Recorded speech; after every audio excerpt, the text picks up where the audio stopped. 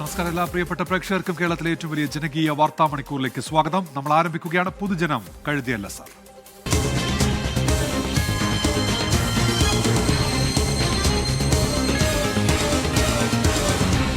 പൊതുജനം കഴുതയല്ല സാർ.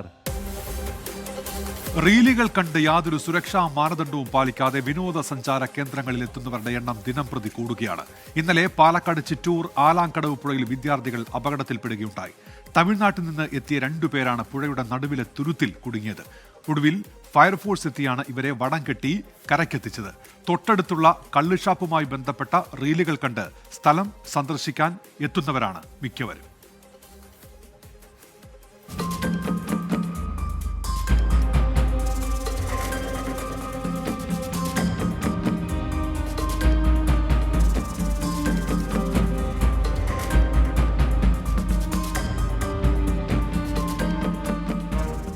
ചിറ്റൂർ പുഴയിലൂടെ അനിയന്ത്രിതമായ അളവിൽ വെള്ളം ഒഴുകി വരുന്നതിനാൽ പൊതുജനങ്ങൾ കുളിക്കുവാനോ മറ്റ് ആവശ്യങ്ങൾക്കോ പുഴയിലിറങ്ങുവാൻ പാടില്ലെന്നറിയിക്കുന്നു സെക്രട്ടറി നല്ലേപ്പള്ളി ഗ്രാമപഞ്ചായത്ത്. നല്ലേപ്പള്ളി ഗ്രാമപഞ്ചായത്തിൻ്റെ അറിയിപ്പാണിത്. പക്ഷേ ഇത് മറികടന്നും ആലാങ്കടവ് ചിറ്റൂർ പുഴയിലേക്ക് നിരവധി ആളുകളാണ് നിയമം ലംഘിച്ച് എത്തുന്നത്. ഇത് തടഞ്ഞേ മതിയാകൂ. ചിറ്റൂർ ആലാങ്കടവിലെ കള്ളുഷാപ്പിൽ കയറി കുടിച്ചും കഴിച്ചും കഴിഞ്ഞ് മിക്കവരും ഇതുപോലെ പുഴയിലിറങ്ങുകയാണ്. പഞ്ചായത്തിന്റെ നിർദ്ദേശം മറികടന്നാണ് അപകടകരമായ ഈ വിനോദം. ഇന്നലെ മദ്യപിച്ചിട്ടായിരുന്നു. ഷാപ്പാണ് ഏറ്റവും വലിയ പ്രശ്നം. മദ്യപിച്ചിട്ട് ഇവിടെ കുളിക്കാനായിട്ട് വരിക. നമ്മൾ ആരെങ്കിലും എന്തെങ്കിലും പറഞ്ഞു കഴിഞ്ഞാൽ ദിവസം ചെയ്ത് കഴിഞ്ഞാൽ നമ്മളെ നേരെ തിരിയും. കാരണം കുറേ പേരുണ്ടല്ലോ അവർ. നമ്മളെന്തെങ്കിലും പറഞ്ഞു കഴിഞ്ഞാൽ നമ്മുടെ വഴക്കിന് വരുന്നത്. ചിറ്റൂർ പുഴയിൽ ഇപ്പോൾ നീരൊഴുക്ക് നന്നായി വർദ്ധിച്ചിട്ടുണ്ട്. നാട്ടുകാരോ പോലീസോ പറഞ്ഞാലും തമിഴ്നാട്ടിൽ നിന്നടക്കം എത്തുന്ന സഞ്ചാരികൾ ഇത് അനുസരിക്കാറില്ല.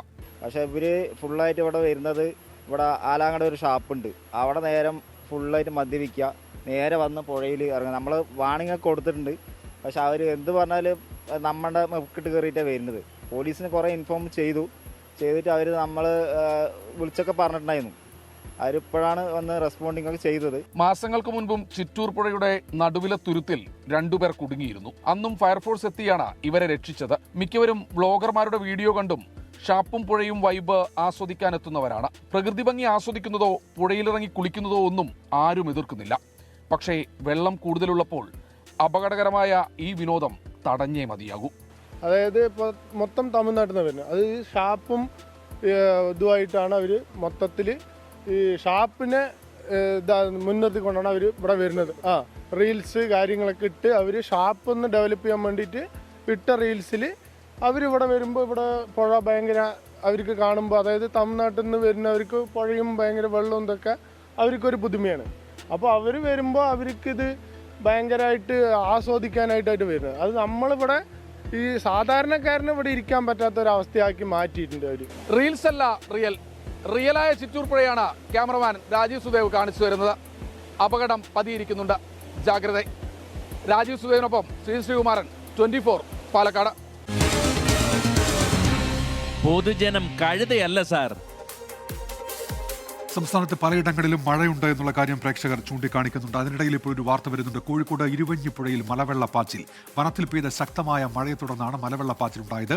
പതങ്കയത്ത് ഒഴുക്കിൽപ്പെട്ട് കാണാതായ വിദ്യാർത്ഥിക്ക് വേണ്ടിയുള്ള തെരച്ചിൽ ഇപ്പോൾ താൽക്കാലികമായി നിർത്തിവെച്ചു.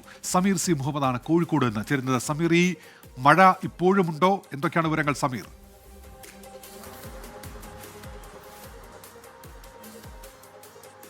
ഉന്മേഷ്, കോഴിക്കോട് ജില്ലയുടെ മലയോര മേഖലയിൽ അതിശക്തമായ മഴ ലഭിക്കുന്നുണ്ട്. അതിന്റെ ഭാഗമായിക്കൊണ്ടാണ് ഇപ്പോൾ ഇരുവഞ്ഞിപ്പുഴയിൽ വലിയ രീതിയിലുള്ള മലവെള്ളപ്പാച്ചിൽ ഉണ്ടായിരിക്കുന്നത്. ഇതിന്റെ ഏറ്റവും പ്രധാനപ്പെട്ട ഒരു കാര്യം, ഇന്ന് ഉച്ചയ്ക്ക് 12:30 കൂടിയാണ് മലപ്പുറം മഞ്ചേരിയിൽ നിന്ന് വന്നിട്ടുള്ള ഒരു വിദ്യാർത്ഥി അപകടത്തിൽപ്പെട്ടത്. വിനോദസഞ്ചാരത്തിനായി എത്തിയതായിരുന്നു 6 സംഘം. അതിലാണ് +2 വിദ്യാർത്ഥിയായിട്ടുള്ള മഞ്ചേരി സ്വദേശി അഷ്റഫ് അവിടെ വെള്ളത്തിൽ വീണുപോയത്. തുടർന്ന് ഈ കുട്ടിക്ക് വേണ്ടിയുള്ള തിരച്ചിലായിരുന്നു. പതങ്കയത്താണ് ഈ കുട്ടി അപകടത്തിൽപ്പെട്ടത്. ഇപ്പോൾ ആ തിരച്ചിൽ തുടരുന്നതിനിടെയാണ് ഇത്തരം ഒരു സംഭവം ഉണ്ടായിരിക്കുന്നത്, വലിയ രീതിയിലുള്ള മലവെള്ളപ്പാച്ചിൽ ഉണ്ടായിരിക്കുന്നത്. ഇത്തരം ഒരു സാഹചര്യത്തിലാണ് ഈ മലവെള്ളപ്പാച്ചിലിന്റെ ഒരു പശ്ചാത്തലത്തിൽ ഈ തിരച്ചിൽ ഇപ്പോൾ താൽക്കാലികമായി അവസാനിപ്പിക്കാനാണ് നിർദ്ദേശം നൽകിയിരിക്കുന്നത്. പോലീസും ഫയർഫോഴ്സും അതുപോലെ നാട്ടുകാരും ചേർന്നായിരുന്നു തിരച്ചിൽ നടത്തിയിരുന്നത്. ഈ മലവെള്ളപ്പാച്ചിൽ ഉണ്ടാകുമ്പോൾ തിരച്ചിൽ തുടർന്നാൽ വലിയ രീതിയിലുള്ള അപകടമുണ്ടാകും. അത്തരമൊരു സാധ്യത കണക്കിലെടുത്തുകൊണ്ടാണ് താൽക്കാലികമായി ഈ തിരച്ചിൽ നിർത്തിവെക്കാനുള്ള നിർദ്ദേശം നൽകിയിരിക്കുന്നത്. ഒപ്പം തന്നെ ഇരവഞ്ഞിപ്പുഴ വലിയ രീതിയിൽ കുത്തൊഴുക്ക് ആണ് ഉണ്ടായിക്കൊണ്ടിരിക്കുന്നത്. വലിയ രീതിയിലുള്ള വെള്ളമാണ് ഇപ്പോൾ വന്നുകൊണ്ടിരിക്കുന്നത്. അത്തരമൊരു സാഹചര്യത്തിൽ അതിൻ്റെ വശത്തിലുള്ളവർ, അതായത് തീരമേഖലയിലുള്ളവർ ജാഗ്രത പാലിക്കണം എന്നുള്ള നിർദ്ദേശം കൂടി ഉണ്ട്. ഉന്മേഷ്.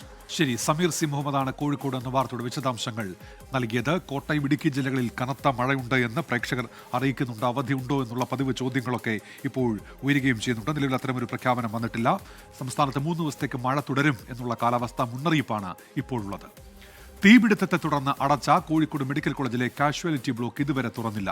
3 മാസം കഴിഞ്ഞിട്ടും എപ്പോൾ തുറക്കുമെന്ന് പറയാൻ കഴിയാത്ത അവസ്ഥയാണ്. രോഗികൾക്ക് വലിയ ബുദ്ധിമുട്ടാണ് ഇതുണ്ടാക്കുന്നത്. അത്യാഹിത വിഭാഗം പ്രവർത്തിച്ചിരുന്ന PMSSY ബ്ലോക്കിൽ മെയ് 2-നാണ് ആദ്യം തീപിടുത്തമുണ്ടായത്. 3-ാം ദിവസം വീണ്ടും തീപിടിച്ചു. ഇതോടെയാണ് ഇവിടുത്തെ പ്രവർത്തനങ്ങൾ നിലച്ചത്.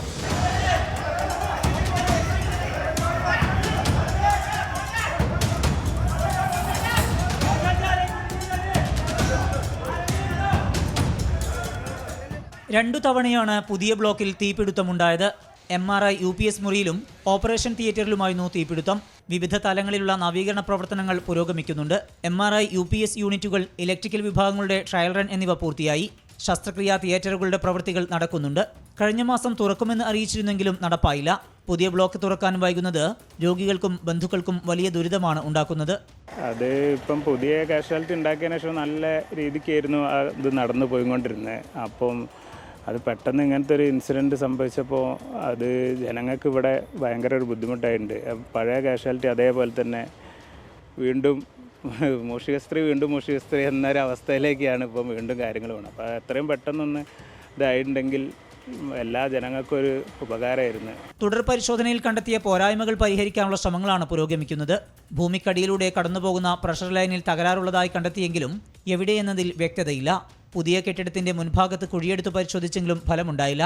ചോർച്ച കണ്ടെത്തിയ ഇടങ്ങളിൽ അറ്റകുറ്റപ്പണി നടത്തി ശരിയാക്കണം. ഇലക്ട്രിക്കൽ ഇൻസ്പെക്ടറേറ്റ് നടത്തിയ പരിശോധനയിൽ കണ്ടെത്തിയ പോരായ്മകളും പരിഹരിച്ചു വരുന്നതേയുള്ളൂ. ഫയർഫോഴ്സിന്റെ NOC ലഭിക്കാത്തതാണ് PMSSY ബ്ലോക്ക് തുറക്കാൻ വൈകുന്നതിന്റെ പ്രധാന കാരണം. എന്ന് തുറക്കും ഈ ബ്ലോക്ക്? നടപടി അനന്തമായി നീളുകയാണ്. കോഴിക്കോട് നിന്ന് രാജേഷ് വെള്ളരിക്കുണ്ടിനൊപ്പം സമീർ സി മുഹമ്മദ്, 24. പൊതുജനം കഴുതയല്ല സാർ.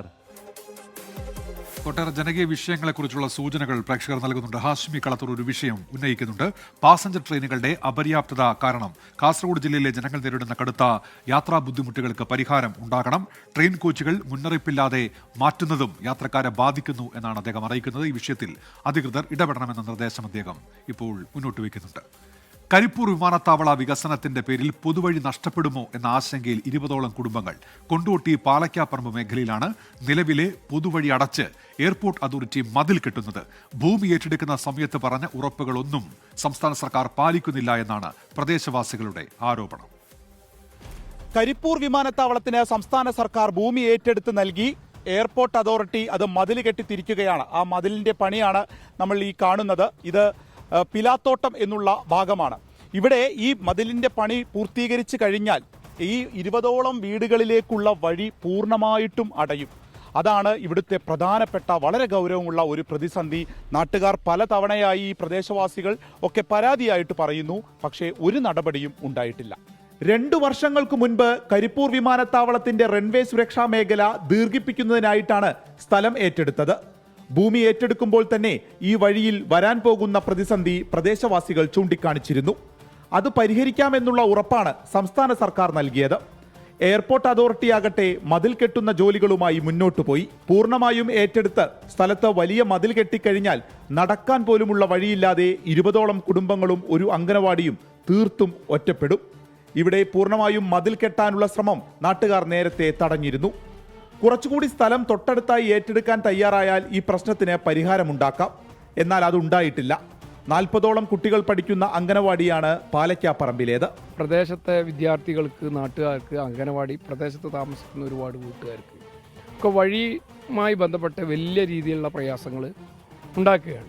ഞങ്ങൾ ഈ വിഷയങ്ങളൊക്കെ അന്ന് ഞങ്ങളെ വിളിച്ച് സംസാരിക്കാറ് ഹജ്ജ് വകുപ്പ് മന്ത്രി ശ്രീ അബ്ദുറഹ്മാൻ അവർകളായിരുന്നു. മിനിസ്റ്റർ കൃത്യമായി അന്ന് ഞങ്ങൾക്ക് വാക്ക് തന്നത് 12.5 ഏക്കർ കഴിഞ്ഞ് റിസ അവസാനിക്കുന്നിടത്ത് 8 മീറ്ററിൽ റോഡ് കൊണ്ടുപോകുന്നതിന് വേണ്ടി അന്ന് കുറ്റിയടിക്കുക വരെ ചെയ്തിട്ടുണ്ട്. ഈ സ്ഥലം കൂടി റോഡിന് വേണ്ടി ഏറ്റെടുക്കുക എന്ന് ഞങ്ങൾക്ക് അന്ന് വാക്ക് തന്ന. പക്ഷെ നാളെ ഇന്ന് വരെ അത് പാലിക്കപ്പെട്ടിട്ടില്ല. മുൻപ് ഉദ്യോഗസ്ഥരും ജനപ്രതിനിധികളും ഉൾപ്പെടെ സ്ഥലം സന്ദർശിക്കുകയും വഴിക്ക് പോംവഴി ഉണ്ടാക്കാമെന്ന് തീരുമാനമെടുക്കുകയും ചെയ്തതാണ്. പിന്നീട് ഒന്നും ഉണ്ടായില്ല. KSEB പോസ്റ്റ് എയർപോർട്ട് അതോറിറ്റി ഏറ്റെടുത്ത സ്ഥലത്തിനുള്ളിലാണ്. ഇതെല്ലാം താൽക്കാലികമായി ഇങ്ങനെ പോകട്ടെ എന്നുള്ളതാണ് പലപ്പോഴും ഉദ്യോഗസ്ഥരിൽ നിന്ന് മറുപടിയായി ലഭിക്കുന്നത്. മുഴുവനായി കെട്ടിയടയ്ക്കാനാണ് തീരുമാനമെങ്കിൽ ഇപ്പോഴുള്ള സ്ഥലം കൂടി ഏറ്റെടുക്കണമെന്നുള്ളതാണ് പ്രദേശവാസികളുടെ ആവശ്യം. നമ്മളെ റോഡ് നമ്മൾ വിളിച്ചൊക്കെ എയർപോർട്ടുകാരെ കയ്യിലാണ്. അത് നമുക്ക് കിട്ടിയെങ്കിലുള്ളൂ. പിന്നെയാണ് പറഞ്ഞാൽ ഓരോ പ്ലെയിനുകൾ ഇറങ്ങുമ്പോഴും പൊന്തുമ്പോഴും ഇത് വീടൊക്കെ ജെർക്കിങ്ങാണ്. ഒക്കെ തരിച്ചുകാണൊക്കെ പൊട്ടി കീറി വെള്ളം വരികയാണ് എല്ലാ റൂമിലും. കരിപ്പൂരിൽ വിമാനം തകർന്നു വീണ സ്ഥലമാണ് ആ കാണുന്നത്. അവിടെയാണ് അന്ന് വിമാനം തകർന്ന് താഴത്തേക്ക് പതിച്ചത്. അതിനോട് ചേർന്നുള്ള സ്ഥലമാണ് ഈ പിലാത്തോട്ടം പാലക്കാപ്പറമ്പ് മേഖല. അവിടെയാണ് ഇപ്പോൾ ഈ ജനങ്ങൾ പ്രതിസന്ധി നേരിടുന്നത്. സ്ഥലമേറ്റെടുപ്പ് പൂർത്തിയായി കഴിഞ്ഞാൽ നിർമ്മാണത്തിന് NOC പ്രശ്നം ഉണ്ടാകില്ല എന്നുള്ളതായിരുന്നു സർക്കാർ നൽകിയ മറ്റൊരു ഉറപ്പ്. എന്നാൽ ഇപ്പോൾ നിർമ്മാണത്തിന് NOC നൽകുന്നില്ല. ഇങ്ങനെ അടിമുടി അവ്യക്തത ഈ മേഖലകളിൽ നിലനിൽക്കുന്നു എന്നുള്ളതാണ് വ്യാപക പരാതി. ഒരു വികസനം വരുമ്പോൾ അതിലെ പ്രധാന കാര്യമാണ് വഴി. ഇവിടെ വിമാനത്താവളം വികസിക്കുമ്പോൾ ഏകദേശം 20ഓളം കുടുംബങ്ങളുടെ വഴി അടയുകയാണ്. ചില താൽക്കാലികമായ വാക്കുകൾ മാത്രമാണ് ഉദ്യോഗസ്ഥർക്ക് നൽകാനുള്ളത്. ഒരു ഉറപ്പ് എങ്ങു നിന്നും ലഭിക്കുന്നില്ല. അതുകൊണ്ട് തന്നെ ഒറ്റപ്പെട്ടു പോകുമോ എന്നുള്ള ഭീതി ഇവിടുത്തെ ജനങ്ങൾക്കുണ്ട്. ആർഷക്കിനൊപ്പം വിപിൻ സി വിജയൻ, 24 മലപ്പുറം. പൊതുജനം കഴുതയല്ല സാർ. നിരവധി കുടുംബങ്ങൾ ആശങ്കയിലാണ്. ഭൂമി ഏറ്റെടുക്കൽ പൂർത്തിയായാൽ നിരവധി കുടുംബങ്ങളാണ് അവിടെ ഒറ്റപ്പെട്ടു പോവുക. അധികൃതർ നൽകിയ ഉറപ്പുകളൊന്നും പാലിക്കുന്നില്ല എന്നാണ് അവർ പറയുന്നത്. പ്രതികരണങ്ങളിലേക്ക്. ഞങ്ങളിപ്പോൾ ഭയങ്കര ദുരിതത്തിലാണ്. 4 സെന്റ് ഉള്ളതിൽ ഇപ്പോൾ 1.5 സെന്റ് എടുത്തപ്പോൾ 2.5 സെന്റിൽ നല്ല ബുദ്ധിമുട്ടിലാണ് ഇപ്പോൾ നിൽക്കുന്നത്. ഇപ്പോൾ മഴ ചെയ്താലും വെയിലൊക്കെ ആയാലും ഞങ്ങളെ വീടിൻ്റെ ഉള്ളിലാണ്. മൊത്തമായിട്ട് എടുക്കുകയാണെങ്കിൽ ഞങ്ങൾ രക്ഷപ്പെട്ട് പിന്നെ ഇവിടേക്കുള്ള റോഡും ആവുകയും ചെയ്യും. അതിൽ വീടെടുത്തിട്ട് എല്ലാം റോഡ് എടുത്താൽ ഇവിടെ ഉള്ളവർക്ക് റോഡ് ആവുകയും ചെയ്യും. എന്നാൽ ഞങ്ങളെ കഷ്ടപ്പാടും റോഡില്ല, വഴി ഇവിടെ ഇറങ്ങാൽ വഴിയില്ലാണ്ടാകും. ഞങ്ങൾ 10-14 വീട്ടും സ്ഥലം ബാക്കിയുള്ളവരും മാത്രമുണ്ട്. ഭയങ്കര ബുദ്ധിമുട്ടാവും. ഇനി ആകെ പ്രതിസന്ധിയിലാണ് ഞങ്ങളുള്ളത്. കാരണം എന്താ വെച്ചാൽ ഞങ്ങൾക്കുള്ള വഴിയാണിത്. വഴി നഷ്ടപ്പെടുകയാണ്. അപ്പോൾ ഞങ്ങൾ തടഞ്ഞോട് നിന്നാണ് ഇപ്പോൾ ഈ റോഡിൻ്റെ ഈ വഴി, അല്ലെങ്കിൽ ഇപ്പോൾ റോഡായി ഉണ്ടാവും, പോലെ കെട്ടിയിട്ടുണ്ടാവും. അപ്പോൾ ഞങ്ങളന്ന് ഈ വീട്ടുകാരൊക്കെ തടഞ്ഞു. അതുകൊണ്ടാണ് ഞങ്ങളിവിടെ പിന്നെ ഇത് തന്നെ ഇതായത്. നേരത്തെ പിന്നെ റോഡ് ഉണ്ടായിരുന്നു. അതൊക്കെ പിന്നെ ഈ പുതിയ അക്വയർ ചെയ്തോട് കൂടിയിട്ട് അതൊക്കെ ഒഴിവായി. ഇപ്പോൾ തൽക്കാലമുള്ളപ്പോൾ ഞങ്ങൾക്ക് ഈ രണ്ടടി വഴിയാണ്. ഈ വാർത്തയോട് പ്രേക്ഷകരും പ്രതികരിക്കുന്നുണ്ട്. വികസനം ആവശ്യമാണെന്നാൽ ജനങ്ങൾക്ക് ബുദ്ധിമുട്ടുണ്ടാക്കിയുള്ള വികസനം ശരിയല്ല. എങ്ങനെ അവർ സഞ്ചരിക്കുമെന്നുള്ള ചോദ്യം റീന സതീഷിന്റെ ഭാഗത്തുനിന്ന് ഉണ്ടാകുന്നുണ്ട്. ഈ വാർത്തയുടെ ഭാഗമായി കൊല്ലം MLA M മുകേഷിന്റെ വീടിന് മുന്നിലൂടെയുള്ള റോഡ് നവീകരിക്കണമെന്ന നാട്ടുകാരുടെ ആവശ്യത്തിന് 9 വർഷമായിട്ടും പരിഹാരമായിട്ടില്ല. വിദ്യാർത്ഥികൾ മുതൽ വയോധികർ വരെ ദിനം പ്രതി 100 കണക്കിന് ആളുകൾ സഞ്ചരിക്കുന്ന റോഡിനാണ് ഈ ദുർഗതി. എന്നാൽ റോഡ് ഇരവിപുരം മണ്ഡലത്തിലാണ് എന്നാണ് M മുകേഷ് MLAയുടെ വിശദീകരണം. കൊല്ലം MLA M മുകേഷിന്റെ വീടിന്റെ മുന്നിലൂടെയുള്ള റോഡാണിത്. കൊല്ലം നഗരത്തിലേക്ക് എത്താനുള്ള ഏറ്റവും എളുപ്പമുള്ള വഴി പ്രശാന്തി നഗറിലെ റോഡ്. പക്ഷേ ഇന്ന് ഈ റോഡിലൂടെയുള്ള യാത്ര അത് ജീവൻ പണയം വെച്ചുള്ളതാണ് ഓരോ മനുഷ്യർക്കും. ഈ യാത്ര അവസാനിക്കുമ്പോൾ ജീവൻ ഉണ്ടെങ്കിൽ മഹാഭാഗ്യം. SNDP നഗർ LP സ്കൂളിലെ വിദ്യാർത്ഥികൾ മുതൽ കോളേജ് വിദ്യാർത്ഥികൾ വരെ ദിനവും സഞ്ചരിക്കുന്നത് നിരവധി പേരാണ്. പലരും സർക്കസ് വരെ കാണിച്ചാണ് ഈ റോഡിലെ കുഴികൾ താണ്ടുന്നത്.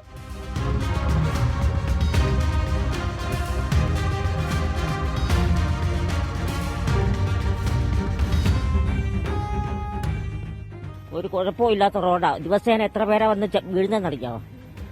ചീത്ത വിളിച്ചോണ്ട് പോയാൽ ഒരു നാണക്കേടും ഇല്ല അവർക്ക്. MLA കണ്ടിട്ടെന്താ, ഇവിടുത്തെ MLAയുടെ അല്ലല്ലേ.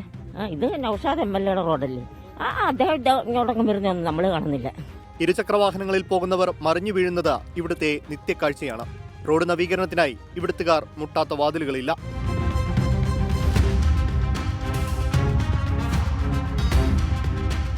അമ്മച്ചി ഈ റോഡ് വീണയാണോ?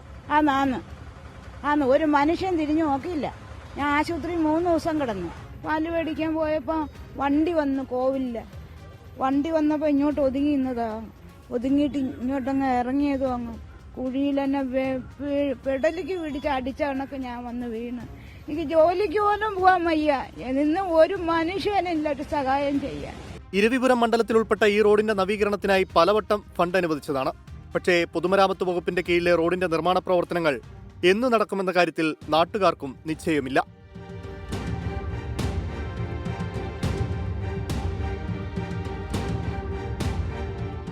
തീർച്ചയായിട്ടും എല്ലാ ദിവസവും പോകുന്ന വഴിയാണിത്. യാത്ര കണ്ടില്ലേ, നിങ്ങൾ കാണുമ്പോൾ അറിയാമല്ലോ എങ്ങനെയാന്ന്. മൊത്തവും പോയി കിടക്കുക, വണ്ടിയും കുളമാവും, നമ്മളെ നടുവും പോക്കാ. പൊടി കൊച്ചുങ്ങളൊക്കെ ഇരുന്ന് ആടി ആടി പോവാ. ഞങ്ങൾ വീഗാലാൻഡ് യാത്രയ്ക്ക് പോവാ. വീഗാലാൻഡിൽ പോകുന്നതാണ് ഇതിലേ പോകുമ്പോൾ അല്ലേ. റോഡ് ആരുടേതെന്നതിലെ തർക്കമാണ് MLA മാർ തമ്മിൽ. റോഡടച്ചുള്ള സമരത്തിനൊരുങ്ങുകയാണ് ഇന്ന് നാട്ടുകാർ.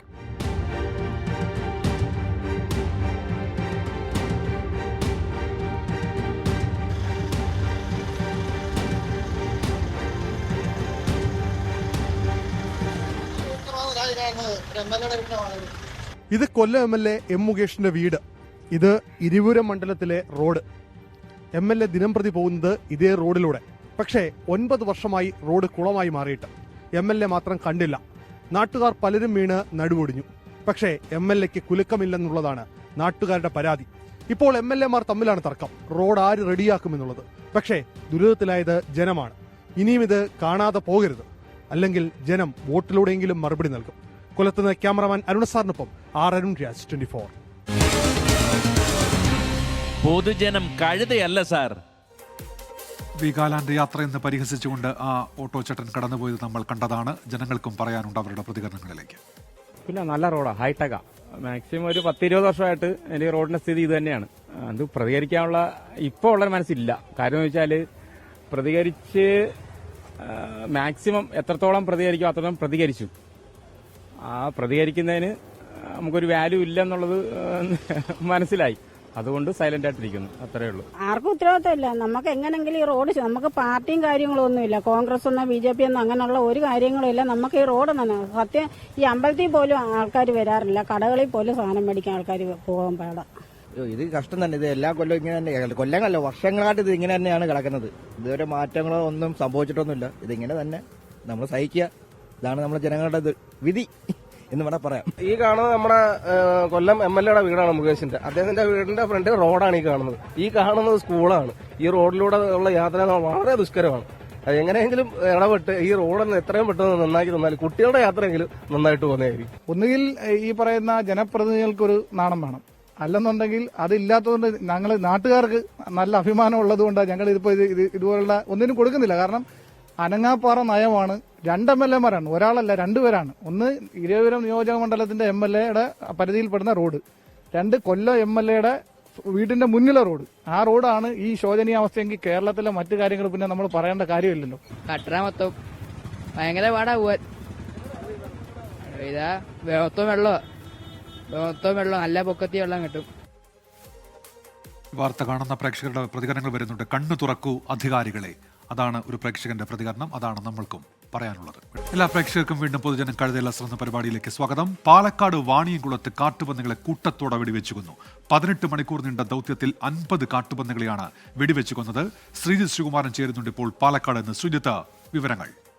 വാണിയംകുളം പഞ്ചായത്തിലെ ചോറോട്ടൂർ മേഖലയിലാണ് ഇന്ന് ആ ദൗത്യം നടന്നത്. ഏതാണ്ട് 4ഓളം വരുന്ന ലൈസൻസ് ഉള്ള ഷൂട്ടർമാരെ ഉപയോഗിച്ചായിരുന്നു ഇത്തരത്തിൽ ഒരു ഷൂട്ടിംഗ് നടന്നത്. ആ മേഖലയിൽ ഏതാണ്ട് 52 കാട്ടുപന്നികളെ വരെ കണ്ടെത്താനായി. ഇത് മാത്രമല്ല, ഇതിൽ കൂടുതൽ കാട്ടുപന്നികൾ ഉണ്ട് എന്നാണ് കർഷകർ പറയുന്നത്. എല്ലാം കൃഷിയിടങ്ങൾ ഇറങ്ങിയ കാട്ടുപന്നികളാണ്. രാവിലെ മുതൽ തന്നെ പഞ്ചായത്ത് പ്രസിഡന്റിന്റേതടക്കമുള്ള സംഘം ഈ മേഖല മുഴുവൻ പരിശോധന നടത്തിയിരുന്നു. നാട്ടുകാരുടെ നേതൃത്വത്തിലും മറ്റൊരു സംഘവും പരിശോധന നടത്തിയിരുന്നു. അങ്ങനെയാണ് ഈ കാട്ടുപന്നികളെ കണ്ടെത്താൻ കഴിഞ്ഞിട്ടുള്ളത്. ഇനിയും ആ ദൗത്യം തുടരുമെന്ന് തന്നെയാണ് വാണിയംകുളം പഞ്ചായത്ത് അധികൃതർ അറിയിക്കുന്നത്. ശരി, ശ്രീജിത്ത് ശ്രീകുമാറിനാണ് വിവരങ്ങൾ നൽകിയത്. വർഷങ്ങൾക്ക് മുൻപ് തുടങ്ങിവെച്ച പദ്ധതിയുടെ ദുരിതത്തിൽ നിന്ന് കരകയറാൻ കാത്തിരിക്കുകയാണ് എറണാകുളം കാലടിയിലെ പ്രദേശവാസികൾ. അങ്കമാലി എരുമേലി റെയിൽ പദ്ധതി പ്രകാരം കേരളത്തിന് ലഭിച്ചതാണ് കാലടി റെയിൽവേ സ്റ്റേഷൻ. എന്നാൽ പദ്ധതി പൂർണ്ണമായും പ്രാവർത്തികമാകാത്തതിനാൽ ഇന്ന് ഇത് സാമൂഹ്യ വിരുദ്ധരുടെ താവളമാണ്. ഇവിടെ നിന്ന് എക്സൈസ് പിടികൂടുന്നവരുടെ എണ്ണവും കൂടുതലാണ്.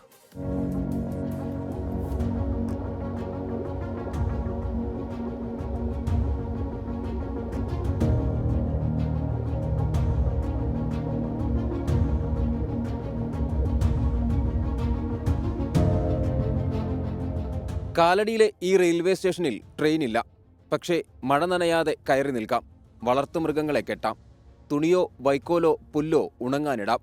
വർഷങ്ങൾക്ക് മുൻപ് കോടികൾ മുടക്കി പണികഴിപ്പിച്ച അങ്കമാലി എരുമേലി റെയിൽ പദ്ധതിയിലെ കേരളത്തിന് കിട്ടിയ സ്മാരകം. ഈ പദ്ധതി നടപ്പിലാകുന്ന ഒരു കാലഘട്ടത്തിൽ ഒരിക്കലും ഈ നിൽക്കുന്ന ഒരു സാധനമോ അതല്ലെങ്കിൽ ഇവിടെ ഉള്ള ഒന്നും തന്നെ ഉപയോഗിക്കാൻ പറ്റാത്ത ഒരു സ്ഥിതിയിലാണ്.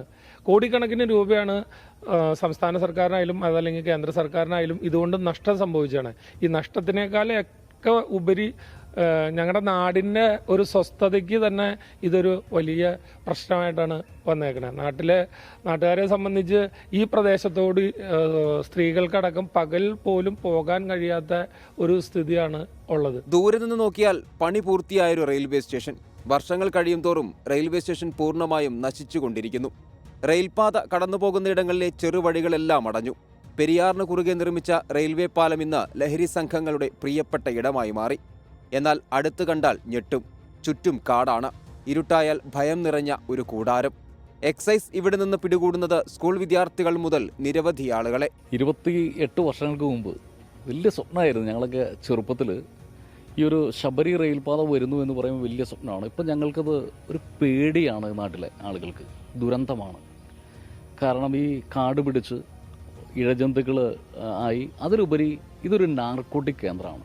അതോടൊപ്പം തന്നെ നിരവധി അനാശാസ്യ പ്രവണതകൾ ഇവിടെ നടക്കുന്നുണ്ട്. ഇതൊരു ഗതികേടാണ്. ഇവിടുത്തെ കഴിഞ്ഞ ദിവസങ്ങളിൽ ഇവിടെയൊന്ന് ചെറുപ്പക്കാരെ എക്സൈസ് അറസ്റ്റ് ചെയ്ത് കൊണ്ടുപോയിട്ടുണ്ട്. ദയവ് ചെയ്ത് ഇതൊന്ന് ശരിയാക്കണം. ഈ ആളുകളുടെ ആശങ്ക, പേടി അകറ്റണം. ഈ ചെറുപ്പക്കാരൻ നല്ല രീതിയിൽ കൊണ്ടുവരണമെങ്കിൽ ഇവിടുത്തെ ഇതുമായിട്ട് ബന്ധപ്പെട്ട് പോലും എക്സൈസും പോലീസും ഈ മേഖല പരിശോധിക്കാൻ തയ്യാറാകണം. കാലങ്ങളോളം സമരം ചെയ്തും നിയമ നടപടികൾ സ്വീകരിച്ചുമാണ് ഈ മേഖലയിൽ പലർക്കും നഷ്ടപരിഹാരമെങ്കിലും ലഭിച്ചത്. പാത തുടങ്ങുന്ന കാലടിയിൽ ഇതാണ് സ്ഥിതിയെങ്കിൽ പദ്ധതി പൂർത്തിയാക്കാൻ സർക്കാരിന് വെല്ലുവിളികൾ ഏറെ നേരിടേണ്ടി വരുമെന്ന് ഉറപ്പ്. ഒരു നാടിന്റെ മുഴുവൻ സ്വപ്നമാണ് വർഷങ്ങളായിട്ട് ഇങ്ങനെ നശിച്ചുകൊണ്ടിരിക്കുന്നത്. കൃത്യമായിട്ടുള്ളൊരു പരിഹാരം അത് ഉണ്ടാവുക തന്നെ ചെയ്യണം. ക്യാമറമാൻ അനന്തുവിനൊപ്പം കൊച്ചിയിൽ നിന്നും അൻമരിയ സണി, 24. പൊതുജനം കഴുതയല്ല സാർ. പൊതുജനം കഴുതല്ല എന്ന പരിപാടി പൂർത്തിയാകുന്ന ഇനി 24 റൗണ്ട് അപ്പ് കാണാം. പ്രതിനിധി കണ്ണനെത്തും. നമസ്കാരം.